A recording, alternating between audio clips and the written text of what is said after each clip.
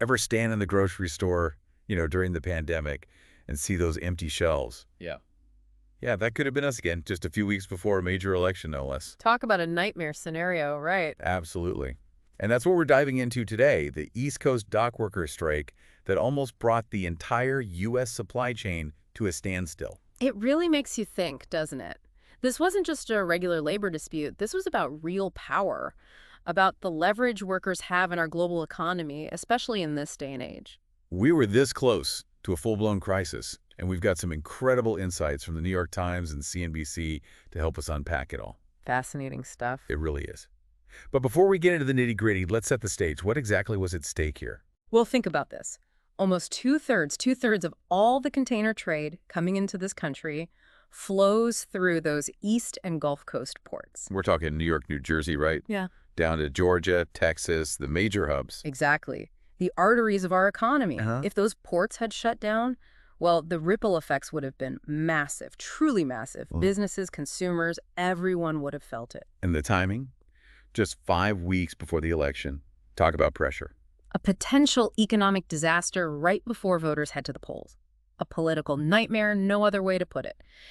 You know, this actually reminds me of the 1977 strike, back when those East Coast ports did shut down. Took months for the supply chain to recover. Billions of dollars lost. And this is back then. Imagine what it would look like today. Everything's faster, more interconnected. The impact would be even bigger, wouldn't it? Absolutely. So we're talking economic and political turmoil, all wrapped into one. But let's bring it down to earth for a moment. For everyday folks like you and me, what would it have actually looked like?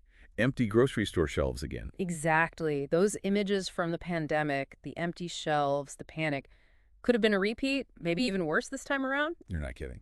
Perishable goods, especially your fruits, vegetables, those would have been hit the hardest. Not a fun time.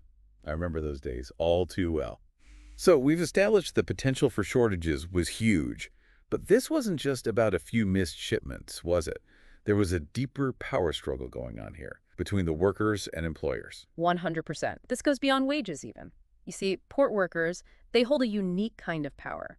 Without them, the entire system grinds to a halt. No ports, no goods. It's that simple. And they know it, didn't they? Oh, they knew exactly what they were doing. It sounds like they held a pretty strong hand in these negotiations. Let's just say they knew how to play their cards. And they weren't afraid to use that leverage. And use it? They did. They walked away with a 62% wage increase, practically unheard of these days.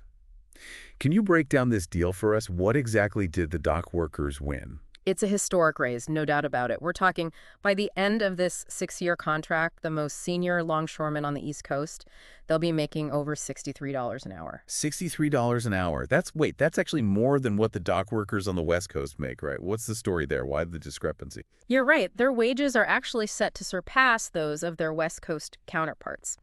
It's a really interesting detail that highlights the different dynamics at play on each coast.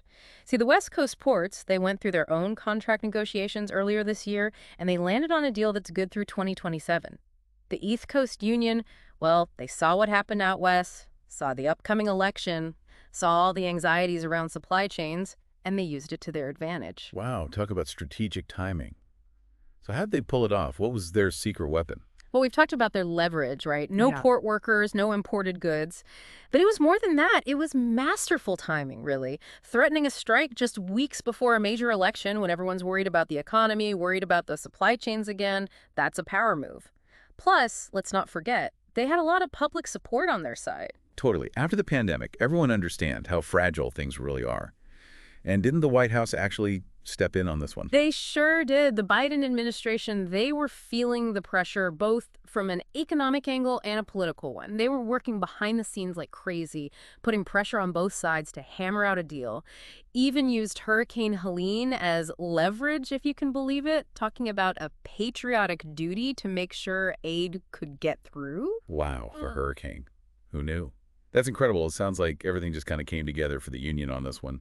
They played their hand perfectly, understood the stakes, read the room, and used their leverage strategically. The result is, well, a historic win for the workers. Okay, so we've talked about this big win for the dock workers, but a 62% raise, it makes you wonder who's really footing the bill for that, right? Yeah, that's the big question everyone's asking, isn't it? Critics of this deal, they're worried about those increased labor costs and how they'll trickle down. Meaning? Meaning higher prices for everyone, importers, exporters, and yeah, even consumers like you and me. So that new phone I just ordered, I might end up paying more for that down the line. It's definitely possible. Think about it. Higher shipping costs, those get passed on to the businesses. And then what do businesses do? They raise prices to protect their profits. It's a Yeah. chain reaction. Makes sense. And speaking of chain reactions, what kind of precedent does this set for other industries? Could this trigger a domino effect? A lot of people are asking that very question. This agreement, some are saying it could be a turning point, not just for shipping, but for the entire labor landscape. We're in a tight labor market right now, right? Workers, they have more leverage than they've had in decades. And this win for the dock workers, it could embolden other unions to take a similar stand in their own negotiations. So we could see a wave of labor movements across different sectors. It's not out of the question.